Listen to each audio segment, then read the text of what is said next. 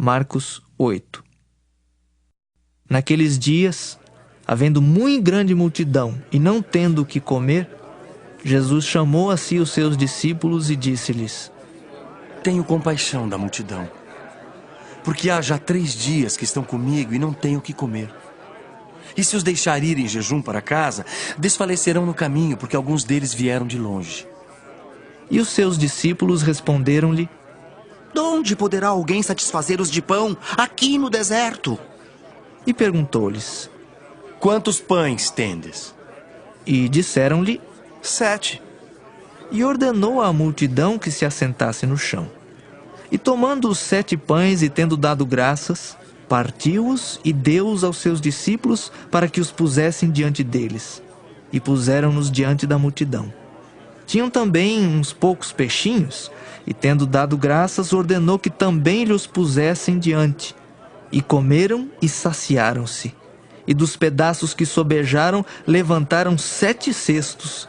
E os que comeram eram quase 4.000, e despediu-os.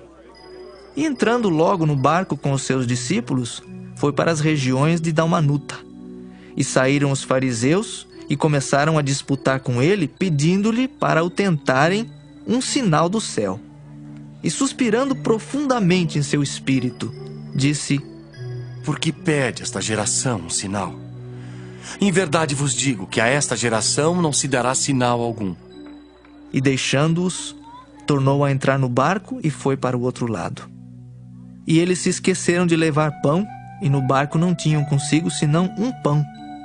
E ordenou-lhes, dizendo: Olhai, guardai-vos do fermento dos fariseus e do fermento de Herodes. E arrazoavam entre si, dizendo: É porque não temos pão. E Jesus, conhecendo isso, disse-lhes: Para que arrazoais que não tendes pão? Não considerastes nem compreendestes ainda? Tendes ainda o vosso coração endurecido? Tendo olhos não vedes? E tendo ouvidos não ouvis? E não vos lembrais, quando partiu 5 pães, entre os 5.000, quantos cestos cheios de pedaços levantastes? Disseram-lhe: 12. E quando partiu 7 entre os 4.000, quantos cestos cheios de pedaços levantastes? E disseram-lhe: 7. E ele lhes disse: Como não entendeis ainda? E chegou a Betsaida, e trouxeram-lhe um cego, e rogaram-lhe que lhe tocasse. E tomando o cego pela mão, levou-o para fora da aldeia. E cuspindo-lhe nos olhos e impondo-lhe as mãos, perguntou-lhe se via alguma coisa. E levantando ele os olhos, disse: Vejo os homens, pois os vejo como árvores que andam. Depois tornou a pôr-lhe as mãos nos olhos, e ele, olhando firmemente, ficou restabelecido e já via ao longe e distintamente a todos. E mandou para sua casa, dizendo: Não entres na aldeia. E saiu Jesus e os seus discípulos para as aldeias de Cesareia de Filipe. E no caminho perguntou aos seus discípulos, dizendo: Quem dizem os homens que eu sou? E eles responderam: João Batista e outros Elias. Mas outros um dos profetas. E ele lhes disse: Mas vós, quem dizeis que eu sou? E respondendo Pedro, lhe disse: Tu és o Cristo. E admoestou-os para que a ninguém dissessem aquilo dele. E começou a ensinar-lhes que importava que o Filho do Homem padecesse muito e que fosse rejeitado pelos anciãos e pelos príncipes dos sacerdotes e pelos escribas, e que fosse morto, mas que depois de 3 dias ressuscitaria. E dizia abertamente estas palavras.